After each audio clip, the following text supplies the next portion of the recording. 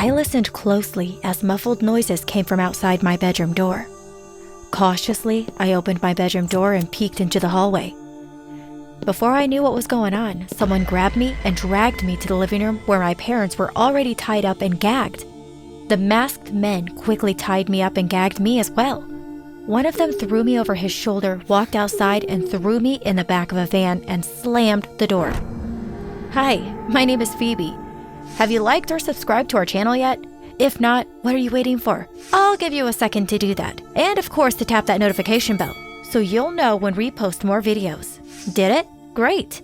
Welcome aboard. Now, let's get back to my crazy story. The ride seemed endless.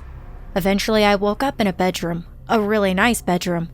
With silk curtains, expensive wooden furniture, and the tapestry on the walls looked priceless. It was even equipped with a television and cable.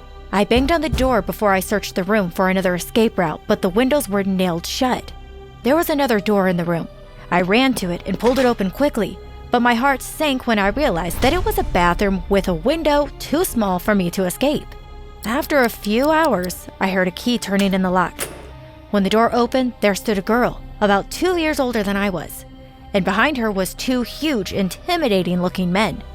The girl placed the tray on the floor and waited for me to pick it up. When I refused, one of the men shoved me further into the room, kicked the tray with his foot, and slammed the door shut. Over the next few days, I played nice with the help. She told me that her name was Stephanie. She even came in a few times outside of mealtimes to chat with me. One afternoon, when I realized that I was alone, I hit her over the head with a bookend, ran out of the room, and quickly locked it behind me. Frantically, I looked for an escape route. I heard voices coming towards me from down the corridor. I saw an open window and quickly dove through it. A shrub broke my fall, which I quickly hid behind. I listened intently, and when I felt as though it was clear, I darted towards safety and decided to head to the police station. Upon arrival at the police station, I was met by a female officer. Can I help you, ma'am? I just escaped from my kidnapper. Did my parents make any report about my abduction? The officer took my name and told me to have a seat while she checked to see if there was a missing persons report that matched my name and description. A few minutes later, she called me to the counter. Phoebe, there was no report made on your behalf. There must be some sort of mistake. Phoebe, is there someone that you want us to contact for you so they can come get you? I gave the officer my parents' number. My mother answered first, and the officer put the phone on speaker. Good afternoon. I would like to speak with Phoebe Mackenzie's parents, please. I am her mother. What is this about? Have you seen Phoebe in the last few days, ma'am? No, ma'am. I sent Phoebe to live with her aunt a few months ago when she began hanging with the wrong crowd. Her father and I thought a change of scenery would do her well. The officer thanked my mother, hung up, and turned to me. Phoebe, would you like me to call your aunt? No thanks, I can get to her just fine. I turned and walked out of the police station. I didn't even have an aunt. Both my parents were only children. I was more confused now than I was a few days ago. That definitely didn't work out as I hoped it would. Were my parents involved in the kidnapping? But why? What did they have to gain? I knew I couldn't go back to my parents' house, but I needed answers. I decided that the only people who would tell me the truth are the people who kidnapped me in the first place. By the time I returned to my captures, it was nightfall. I knocked on the door and Stephanie opened it. I want to speak with the owners of this house, also known as my kidnappers. I brushed past Stephanie boldly. Are the masterminds of my kidnapping here? I yelled at the top of my voice. I was past my fear factor. I was now angry. How could my parents betray me like this? An elderly lady walked up to me. Follow me, ma'am. I was led to an office where I sat and waited. Shortly after, a middle-aged man and woman entered. Good evening, Miss Phoebe. My name is Mr. Anard, and this is my wife, Mrs. Anard. One of our staff said you wanted to meet with us. Why weren't you this polite when you and your goons kidnapped me? I'm sorry, Miss Phoebe. My wife and I just returned from a trip. We did not know that you were kidnapped. We apologize if our men treated you roughly. You see, your parents sold you to us for $3 million to marry our son. We instructed our employees to bring you here safely. My parents did what? Did they tell you that I'm only 17? Your parents informed us of this. Mrs. Anand smiled at me. But they also said that you will be 18 in 6 months. Till then, you and our son can get to know each other. What's wrong with your son that he can't find himself a wife? That his parents have to buy girls for him? Our son. Mr. Anand walked towards me slowly, his voice soft and menacing. Got into a motorcycle accident a few years ago, and now he's in a wheelchair. Because of this handicap, nobody wants to marry him. Feeling hurt and betrayed, I knew I had to make a choice. Let's make a deal. I will marry your son if you help me get back at my parents. No child should have to go through what I went through because their parents are looking for easy money. I will help you get back the $3 million from my parents and resplit it. Deal? Mr. Anand shook my hand firmly. Deal. I spent the night at my future in-laws and left at the crack of dawn the next day to head home to my parents. Mom! Dad! I knocked on the front door frantically when I arrived. When the door opened, Dad's tear-stained face welcomed me. He threw his arms around me and hugged me tightly. He helped me inside and asked me if I wanted breakfast, and I nodded. While Dad was preparing breakfast, Mom walked in. She looked at me and then walked towards Dad. What is she doing here? You know the deal. Dad grabbed Mom's arm and pulled her into the next room. He returned a few minutes later without Mom. Where's Mom? She just needed some time alone. Dad turned back to the stove and finished preparing breakfast. I didn't see Mom again until later that evening when the Anands called. She came to the living room where Dad and I were watching television and asked to talk with him in the kitchen. When they left for the kitchen, I eavesdropped on their conversation. When I thought the time was right, I bursted into the kitchen and demanded to know what was going on. If you had stayed put, we wouldn't be in this predicament. Mom pointed at me. I went to the police station after I escaped. Why didn't you tell the police about my kidnapping? Did you guys have something to do with it? Dad's face crumbled. We needed money to get our daughter back. I felt as though the room spun around me. I have a sister? Why didn't you tell me this before? Dad and Mom shared a look. We adopted you when our Anita was snatched from us.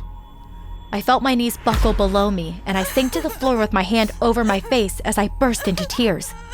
My parents no longer wanted me because they found their daughter. Was I just a placeholder until they found their own flesh and blood? You need to go back to the Anands. They're asking us to return the money since you are no longer there. We can't give back all the money because we already spent some of it. I tried to make a deal with them, but they are not buying it. Mom shook her head at me. Maybe we should go to the police and tell them the truth about what's going on. Dad looked at Mom. And tell them what? That we sold our adopted daughter to pay for the daughter they stopped looking for years ago? If we go to the police, they will lock us up and throw away the key. We are so close to getting Anita back, but she had to ruin it. Mom slapped me. Dad pulled her away. This isn't helping. I walked to my room and locked the door. My only thoughts before drifting to sleep was to make my parents pay for what they did to me. By the time I woke up the next day, Mom and Dad had left the house. I took that time to search for any evidence of what their daughter looked like. I looked through Mom's laptop and I saw all the emails from the Anands. Mom had been planning this for months. There was one file in the laptop that I couldn't open. I called Mr. Anand, and he told me that he would send his son Kabir to help me unlock the file since he knew more about laptops than he did. I gave him directions to the coffee shop nearby and told him to tell Kabir to meet me there in 30 minutes. I went to the coffee shop with the laptop in hand, ordered a coffee, and waited for Kabir. After 15 minutes, a very handsome guy in a wheelchair rolled into the coffee shop. I walked over to him casually. You must be Kabir. What gave me away? Was it my thick tousled hair or my masculine physique? I giggled. I found it hard to believe that Kabir needed his parents to arrange his marriage. You must be Phoebe. It's nice to meet you. We shook hands and we went to a table. I opened the laptop and showed Kabir the file that needed to be opened. I watched him intently as his fingers glided over the keyboard. After a few minutes, his fingers stood still and his eyes widened the more he stared at the screen. What? I turned the laptop towards me and my jaw dropped. It can't be. The girl in the picture may have been a few years younger, but it was her. My parents' daughter was Stephanie.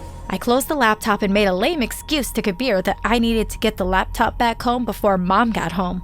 As I hustled home, I wondered if Kabir knew Stephanie's real identity and if he was just faking how shocked he was. The following day, I went to the Anands. Mr. and Mrs. Anand weren't home, so I decided to wait for them in the living room. I went to the bathroom, and when I came out, Kabir was in the room waiting for me. I don't think that you should be here. Look, I know why you ran away the other day at the coffee shop, but trust me, I had no idea that Stephanie was part of this. Tell me how I can help. We need to get Stephanie out of here and back to her parents. Kabir left the room and 2 minutes later walked in with Stephanie. I told her I knew where her real parents were and asked if she wanted to meet them. Stephanie nodded her head excitedly. Before leaving the room, Kabir surveyed the surroundings and quickly beckoned for us to follow him. Just as we were about to turn the corner, we heard voices, so we made a detour into the office. Stephanie and I squeezed under the table out of sight. My heart stopped when I heard the door open and Mr. Anand asked Kabir why he was in the office. Kabir said that he was dropping off some last-minute paperwork from Mr. Mohammed. Mr. Anand said that he had some work to finish, but Kabir convinced him that Mrs. Anand didn't want him to be late again for dinner. When everything was quiet once again, Stephanie and I snuck out of the office. I finally breathed a sigh of relief as the cold night air smacked my face. A car pulled up next to us and refroze. The window rolled down and Kabir was behind the wheel. What, you never seen a guy in a wheelchair drive before? Hop in. When we arrived to my parents' house, Stephanie and I jumped out. Stephanie twitched next to me. Don't worry, they will love you. Hey, Phoebe. Kabir called. I went to the window and looked at him. I'll be waiting here when you come out. I nodded and walked into the house with Stephanie. Mom! Dad! I watched as my parents rushed over to Stephanie and threw their arms around her. During their reunion with her, I snuck into my room, emptied my book bag, and headed towards the office. As I stood in front of the safe, I prayed that my parents did not change the code. I looked up thankfully when I heard the beep. I opened the safe and took my passport, birth certificate, and all the money that was in the safe. I estimated it to be around $1 million. Once I emptied the safe, I snuck out the kitchen door. I looked at Kabir's car still parked at the front of the house and went in the opposite direction. I wasn't going to be in a forced marriage if I could do anything about it. I didn't even look back at my parents either. I moved to a small Caribbean island, and for a few years, I thought I was out of the woods. One Friday night, while I was walking out of a restaurant, I saw Kabir sitting close to the entrance. I hustled towards my car. I was able to get the key in the door when I heard tires screeching behind me, and a van door slid open. Someone threw a black case over my head and threw me into the van. Phoebe, we have a wedding to plan.